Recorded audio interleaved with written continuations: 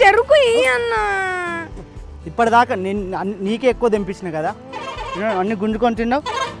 ఇప్పుడు మళ్ళీ నా చెరుకు మీద పడ్డది. కానీ చెరుకు ముచ్చట పక్కేది నమస్తే చెప్పు ఫస్ట్. నువ్వు ఎప్పుడు అంతే అన్న. హాయ్ నమస్తే అందరికి. మన యాత్ర షురు చేద్దామా? చలో అన్న షురు చేద్దాం. ఇప్పుడు నన్ను చెరుకు ఇవ్వు.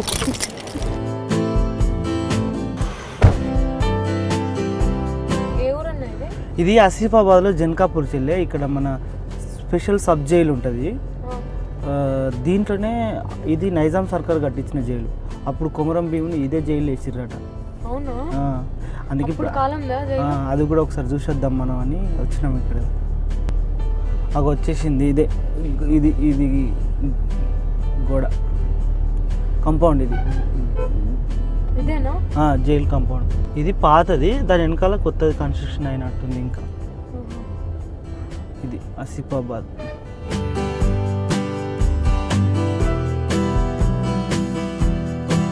ఇదే చెల్లె ఆసిఫాబాద్ స్పెషల్ సబ్ జైల్. అప్పుడు ఈ ఆసిఫాబాద్ జిల్లా ఉన్నప్పుడు నైజాం రాజులు కట్టించిన, నైజాం గవర్నమెంట్ కట్టించిన జైలు ఇది. కొమరం భీముని వేసింది ఇదే జైలు అంట కదన్నా? అవును చెల్లె. అప్పుడు భూమి కోసం పోరాటం చేసిన వాళ్ళని, రాజ్యం కోసం పోరాటం చేసిన వాళ్ళని, ఈ ప్రాంతంపై అంటే ఇక్కడ జరుగుతున్న ప్రజల వైపు నిలబడి కొట్లాడిన వాళ్ళందరినీ కూడా ఇదే జైలు వేసారు చెల్లె. ఇంత పురాతనమైనదన్న ఈ జైలు. అది ఆడోళ్ళ జైలా అన్న? అది ఆడోళ్ళ జైలు, ఇది మగవాళ్ళ జైలు. ఎట్లున్నారా, కోట లెక్క ఉన్నది కదా జైలు కదా. నా తప్పులు చేసిన వాళ్ళందరినీ ఇంట్లోనే బంధిస్తారేమో కదా. తప్పులు చేసిన వాళ్ళని ఇంట్లోనే బంధిస్తారు శిక్షను బట్టి. అరే బాపురే, ఇంత పెద్దగా ఉందన్న ఇది. ఇది లేడీస్. బాపురే ఏందన్నా ఇంత పెద్దగా ఉంది, కోట లెక్క. అసు కట్టించిర్రు కదా కదా. అమ్మ నమస్తే, మంచిగా ఉన్నావా? లేడీస్ జైలా ఇది? ఆడోళ్ళు మాత్రమే ఉంటారు ఇంట్లో. ఏం కనిపించదు కదమ్మా, మొత్తం ప్యాక్ చేసిపోతుంది. మీ లోపలికి పోయేస్తారా? మేము పోనీకి లేదా? సార్ పర్మిషన్ ఇవ్వాలేమో కదా. మనకు లోపలికి పోవడానికి లేదు కదా, ముందుకు పోదాంపా. ఎక్కుతారా? అరే ఇది ఇప్పుడు లేదన్నట్టు, అప్పట్లో ఉండేది, ఇప్పుడు లాక్ చేసేసారు. ఏందన్న ఇది వారము మీద ప్రహార్ అంటే సెక్యూరిటీ. అన్న ఇదేంది ములాఖాత? ఇక్కడ ఇప్పుడు జైలు వేసిన వాళ్ళ అమ్మ నాన్న పెండం పిల్లలు వస్తే కుటుంబం మొత్తం ఇట్లా మాట్లాడుకుంటారా ఇంట్లోకి వెళ్ళి? జైలు దాకా కాలు దాకా ఇంతే అంతే. ముఖం కూడా సరిగ్గా కానరాదురా. అయ్యో కదా. తప్పు చేసిన వాళ్ళు ఇంతకంటే శిక్ష ఉంటుందా? అసలు ముఖం కూడా కానరాదు ఇలా సరిగా. ఏమేమి తప్పులు చేస్తే ఇంత కఠినంగా శిక్షిస్తారు? తప్పు అనేది చేస్తే శిక్షిస్తారు కంటే ఏమేమి తప్పులు కాదు. అట్లనే బాగుంటుంది.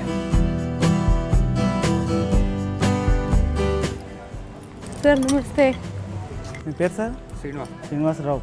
లోపలికి పర్మిషన్ లేదా సార్? పర్మిషన్ లేదండి, మా డీసీ గారు పర్మిషన్ ఇవ్వలేదు. ఎప్పుడు కట్టారు సార్? ఇది 1906లో నిజాం వాళ్ళు కట్టారు. 1906లో? అంటే అప్పుడు నిజాం కాలంలో జరిగిన వాళ్ళని తీసుకొచ్చి జైల్లో పెట్టడం. అప్పుడు ఇది ఒకటే జైలు పెద్దది, ఈ డిస్టిక్లో ఉన్నప్పటికీ ఇది ఒకటే జైలు. కొమరం భీముని ఇళ్ళనే వేసిరంట కదా ఈ జైల్లో? ఇక్కడే కదా ఆయన, కెరమిరే కదా ఆయన, కాబట్టి ఇదే జైలు. ఇదే జైలు తీసుకొచ్చి. ఎంతమంది ఉన్నారు సార్ ఖైదీలు ఇప్పుడు? ప్రస్తుతానికి 58 మంది ఉన్నారు. 66 మందిని పెట్టుకోవచ్చు. 66 మంది ఖైదీలకు అకామిడేషన్ ఉంటుంది. ఎట్లా ఉంటుంది వాళ్ళకి అకామిడేషన్? మంచిగా ఉంటుంది లోపల? అంటే ఒకటే రూమ్ ఉంటుంది, పెద్ద రూమ్ లో 30 మందిని పెట్టుకోవాలని. ఒకటే రూమ్ లో 30 మంది? సార్ ఇప్పుడు ఎవరన్నా పని చిన్నగా ఉంటుంది, హాల్ లాగా ఉంటుంది పెద్దగా, ఎవరి వాళ్ళకి బెడ్డింగ్ ఉంటుంది, వాళ్ళు దాంట్లో పడుతుంటారు. తిండి ఏముంటుంది వాళ్ళకు? ఫుడ్ ఎఫ్ఏ వాళ్ళు రైస్ ఇస్తారు, గోధుమలు రైస్ వాళ్ళు ఇస్తారు. కాంట్రాక్టర్స్ సప్లై చేస్తారు పప్పులు. డైలీ మార్నింగ్ పప్పు ఉంటుంది, ఈవినింగ్ ఏదో కూరగాయ ఉంటుంది. వాళ్ళే వంట చేసుకుంటారు? వాళ్ళే వంట చేసుకోవాలి. వాళ్ళు ఖైదీలే వండుకొని వాళ్ళే తినాలి. లోపల ఇంకే వాళ్ళతో ఏం పనులు చేపిస్తారు? పనులు అంటే ఇక్కడ ఏం పనులు చేయించాం. సెంట్రల్ జైల్లో, సబ్ జైల్లో ఉంటాయి, ఫ్యాక్టరీలు ఉంటాయి, పని చేస్తారు. అంటే ఇక్కడ వీళ్ళు మాత్రం వీళ్ళకి సంబంధించి ఇక్కడ క్లీన్ చేసుకోవాలి.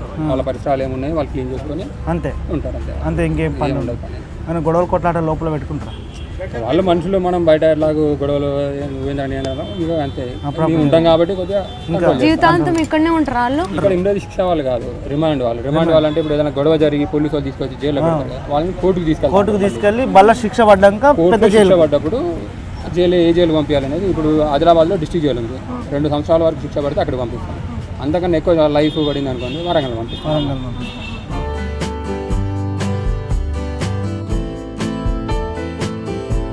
ఇది అప్పుడు కట్టినట్టున్నది చెల్లె, ఇదేమో సిమెంట్, ఇది రాళ్ళతో, సిమెంట్లతో ఎప్పట్లో కట్టినట్టుంది. ఇది అప్పటి జైలు, ఇప్పుడు జైలకు చాలా తేడా ఉంటుంది చెల్లె. నేనైతే ఎప్పుడు జైలు చూడలేదు. నేనేమన్నా చూసి నేను సంబరం జైలు అంటే సినిమా టాకీస్ ఏమన్నా ఇప్పుడంటే అప్పుడు పెడతాను. అదే భయం అవుతుంది చాలాతో మాట్లాడుతుంది మరి కదా, పోదాం పైగా. అరే నాకు మస్తు ఇష్టం ఉండే అన్న లోపలికి పోవాలని ఆ ఖైదీలతో మాట్లాడి. నేను కూడా బాగా ట్రై చేసిన మాట్లాడినా కానీ వాళ్ళు కొంచెం, ఎందుకంటే వాళ్ళకే పర్మిషన్స్ ఉంటాయి కదా దానికి. ఇప్పుడు ఖైదీలు ఎవరైతే ఉన్నారో వాళ్ళ కుటుంబం వాళ్ళు కలిసినందుకే అక్కడ ములాఖాత్ ఏం తప్పులు 1,000,000 ఉంటాయి. కానీ ఇప్పుడు లోపల ఖైదీలు ఉన్నారు కదా, వాళ్ళని మాట్లాడడానికి పోవడానికి ఆ ములాఖాత్ ఎట్లా పెట్టి చూసినావు కదా, మరీ ఘోరంగా కనీసం అని ముఖం కూడా కనిపించదు బయటకి, అంత పగడ్బందీగా తెచ్చిర్రు అనుకో ప్రేమతో వాళ్ళ మీద. ఏముండే ఏమి అట్లా ఇచ్చినాక వాడు ఇంకా 4 రోజులు జైలునే ఉంటా అంటాడు. అట్లా ఏముండదు అది అన్న. మన యాత్రల చారిత్రక కట్టడాలు, గోండుగూడాలు, ఎన్నెన్నో ఎవరెవరో సంస్కృతి సంప్రదాయాలు అన్ని చూస్తున్నాం. అట్లనే జైలు కూడా చూస్తున్నాం కదా. ఇప్పుడు మన ఆసిఫాబాద్ నుంచి మంచిర్యాల పోతున్నాం చెల్లె. ఈ దాంట్లో ఇంకేం కనిపిస్తాయి, ఇంకెన్నెన్ని ఉంటాయి, అవన్నీ మనం చూసినే కాక మనలో కూడా చూపిస్తాం. అన్న మనం అప్పుడే బెల్లంపల్లికి వచ్చేసినాం అన్న. అక్కడ చూడు చెరువు, కమలా పువ్వులు చూడన్నా ఎంత మంచిగా ఉన్నాయి. అమ్మో తాత చూడు, అక్కడ తాత చూడు పూలు తెంపని కానీ అమ్ముతాడేమో ఆ పూలు. వచ్చేసిండు అన్న. ఇగో పోచమ్మ దేవాలయానికి వచ్చేసినాము. ఇక్కడ ఒక తాత ఉంటాడు, నేను చెప్పిండు కదా కథ చెప్తాడు, మస్తు కథలు చెప్తాడు తాత అని. అరే కథలు చెప్తాడు తాత అని చెప్పలే నేను అప్పుడు? ఆ తాత దగ్గరికి వచ్చినాము. ఇక్కడనే ఇదిగో పోచమ్మ దేవాలయం వచ్చేసింది. ఆ తాత దగ్గరికి గుడికాడనే ఉంటాడు తాత. మస్తు కథలు చెప్పించుకుందాం ఇవాళ, సరేనా? తమ్మి ఇక్కడ గుడి దగ్గర ఆపవా? అగో మల్లయ్య తాత, మల్లయ్య తాత నమస్తే. ముందుగా పోచమ్మ మొక్కున్నాం. తాత నమస్తే, మంచిగున్నావా? ఎరికే కదమ్మా తిరుపతి అన్న, కూర్చోన్నా. ఏడ చూసినా మారు మోగుతున్నా, ఏడ విన్నా మల్లయ్య తాత కథలు అంటే సూపర్ డూపర్ అంటారు. అందుకని నీ కథ వినాలనే నేను అన్నయ్య వచ్చేసినాం. తాతకి కళ్ళు సరిగా కనబడే గానీ యక్షగానం చేసిన పోతే కుటుంబ నిర్యంత్రం ఒకరిగా ఇద్దరు పచ్చదనం పరిశుభ్రత పోతే అంటరాడితనం నిర్మూలన ఇవన్నీ చెప్పిన ఊళ్ళ పూట అన్ని చెప్పినావు. నేర్పించినావు మరి ఎవరికైనా? నేర్పిస్తే వాళ్ళ కొడుకు మన వాళ్ళకి నేర్వలే? కొడుకు నేర్చిండా? అవునా? అంతేనా? ప్రతి ఒక్క ఊళ్ళో మహారాష్ట్రలో కూడా చెప్పిన. మహారాష్ట్రలో కూడా చెప్పినావా? అన్న చూసినావా? పాట ఎవరు వినిపించే పాట కథలు అన్న పొట్టు పొట్టు ఇయ్యాల. ఇంకా మన సోపతి గారు ఉన్నారా? నాకు సోపతి గారు అందరూ వాళ్ళే మా మరి పిల్లలు రమ్మని జల్ది రమ్మ. తాత దండమే.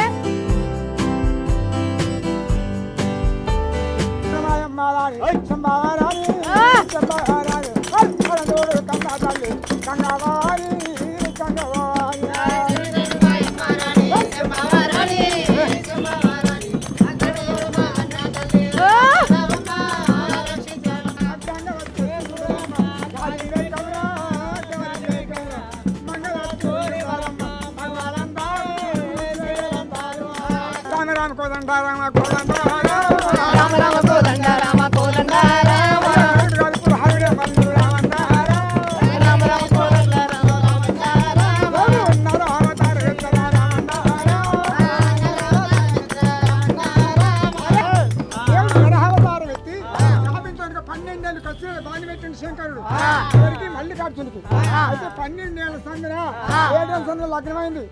కాపల్ల పిల్ల 14 పెళ్ళాడిండు. పెళ్ళాడినాక అన్నలతోటి కొట్టాడబెట్టుకొని గుట్టలు కొట్టుకోవాలి గొర్రె మందని పుట్టించిండు. గొర్రె మందని పుట్టించి గొర్రె కొట్టుకొని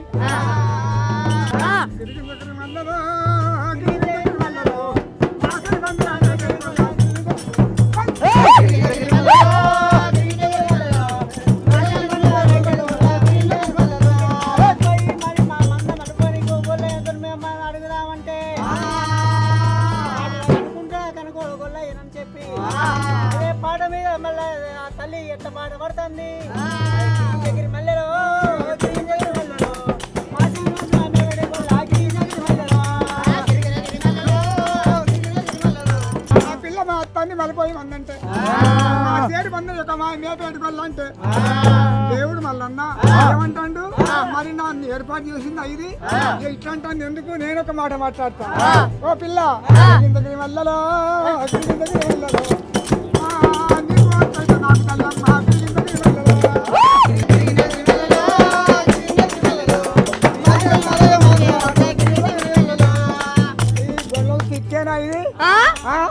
గొల్ల ఒకడు గుణములు 3 వాటిలో మొద్దుకి తగుడు వాయి కీడు ఎర్రగొల్ల కీడు యాదవగొల్ల కీడు పచ్చి వాళ్ళు ఆయన పిచ్చి గొల్లాడు నేను మా తల్లత్తన్నారు ఇదేంటే మళ్ళీ ఇంకొకటి అంతా దగ్గర మళ్ళీ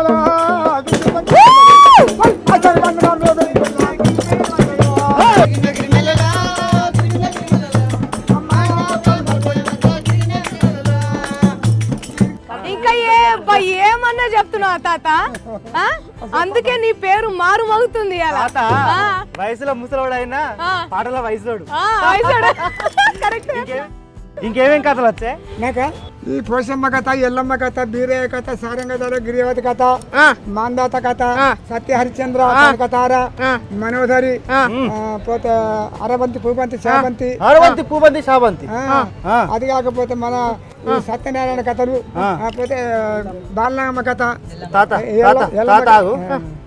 చెల్లి ఇష్టం నాకు తెలియదు కానీ నాకు బాలనాగమ్మ కథ చెప్పు.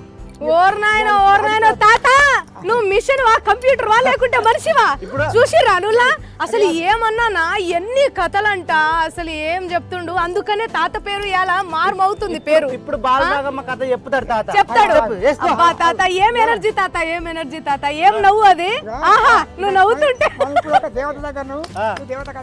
దేవత కథ పోషమ్మ చెప్తావా చెప్పే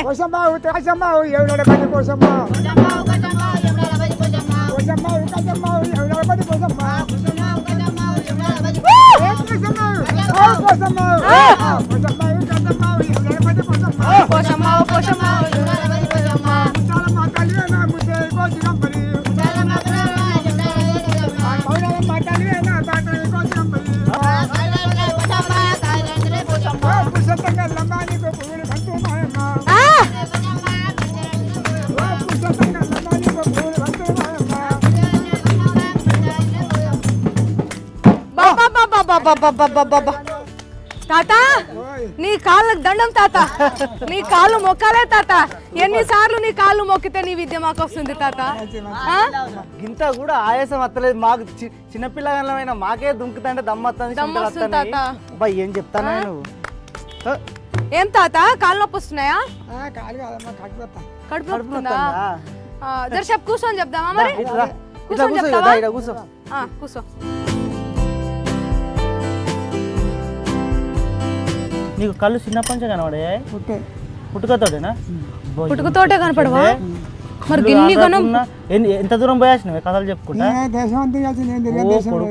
అంతేనా మహారాష్ట్ర మొత్తం మహారాష్ట్ర నాందేడ్ కాంచేలి ఆదిలాబాద్ మొత్తం గిన్ని గణం బుక్ లేదు పేపర్ లేదు ఎట్లా చదువుకున్నావు ఎట్లా నేర్చుకున్నావు ఒక 21 పద్యం చదువుతాయి అక్షరగానం ఒక పద్యం చదువుకున్నావు తాత చదువులేదు ఒక పద్యం వేసుకో ఏం లేదు ఓ తాత ఒక పద్యం వేసుకోనా పద్యం వేసుకో లెక్కకు తల వంటి నాట కంపులు చేయాలి నాటి తాళములన్నీ నడుగుబట్టే గ్రామ ఫోన్లు వారమాళ్ళు ఘన తరంబుగా దేయాలి మధ్యాహ్నం ఉప్పంగములు మంట కలిసే ప్రతి ఇంటిలో వస్తుంది ప్రతి పడుచులు అధికమైన భోగంపు స్త్రీలపై కడలు తేయాలి తీగ మెరుపుల వంటి చాలా గాజులు తేయాలి విధవ కొడుకులంత వ్యర్థులైరి సెలవు చీరలు తేయాలి సంబురములు కలిగే కులము లేదా ఎప్పుడు ములుపులు ఉండిపోయే ఇల్లు మాయప్ప సిద్ధప్పు వ్యక్తులప్ప కరుడు కరవప్ప కవికుప్ప కనక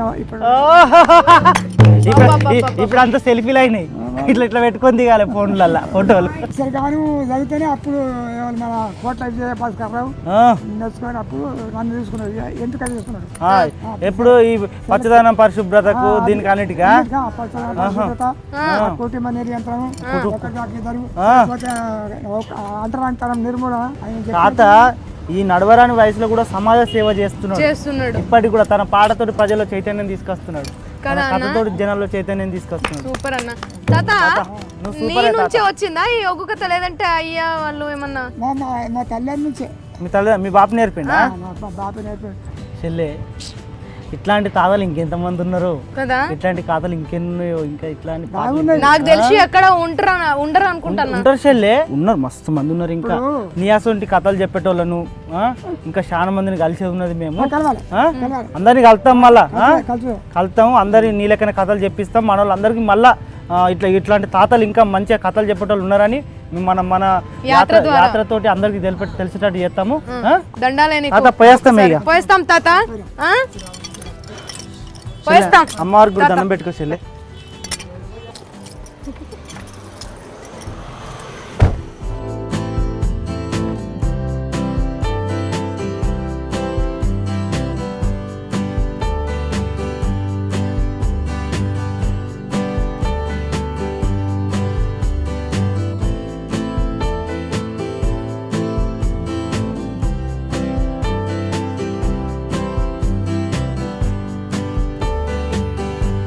బుగ్గరామలింగేశ్వర స్వామి గుడి ఇది. మొత్తం అంతా గుట్ట ఉంది, గుట్టలో ఉన్నా గుట్ట. ఇది ఒకప్పుడు అంతా గుట్ట మీదే ఉండే, ఇప్పుడు గుడి కట్టిల్లు.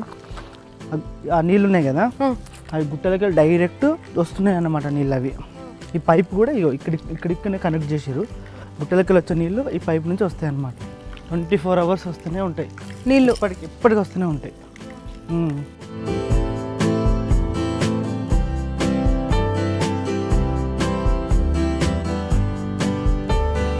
నాగమ్మ దేవత ఉంది అక్కడ.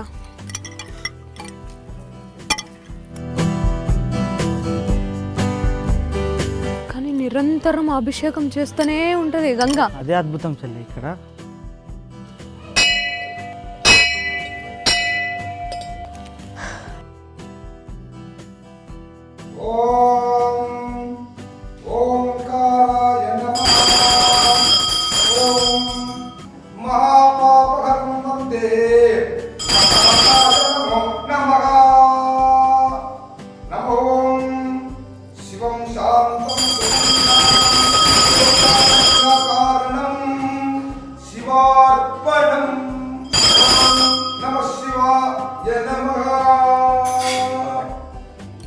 అర్చత ప్రార్చత ప్రియ మేధాసో అర్చత అర్చంత అపవిత్ర పవిత్రో వా సర్వావస్థాంగ తో పివా సుఖీ భవ ఆయురారోగ్య ఐశ్వర్యాభి మనోవాంఛ ప్రసిద్ధిరస్తు.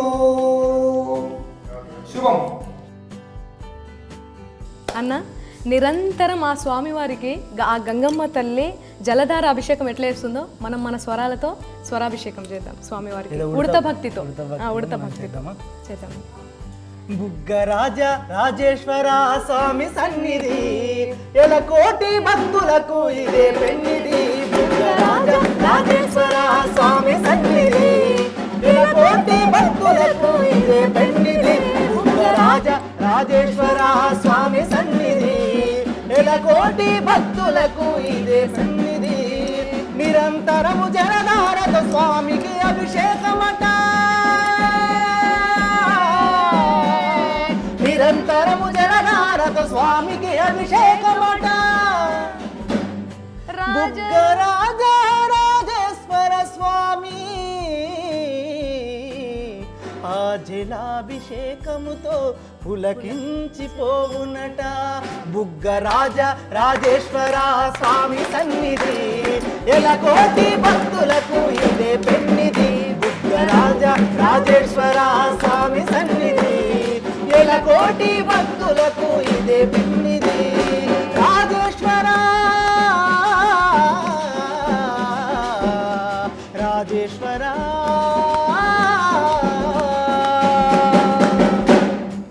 స్వామి, మేము తెలంగాణ యాత్ర చేసుకుంటా ఇట్లా వస్తున్నాము.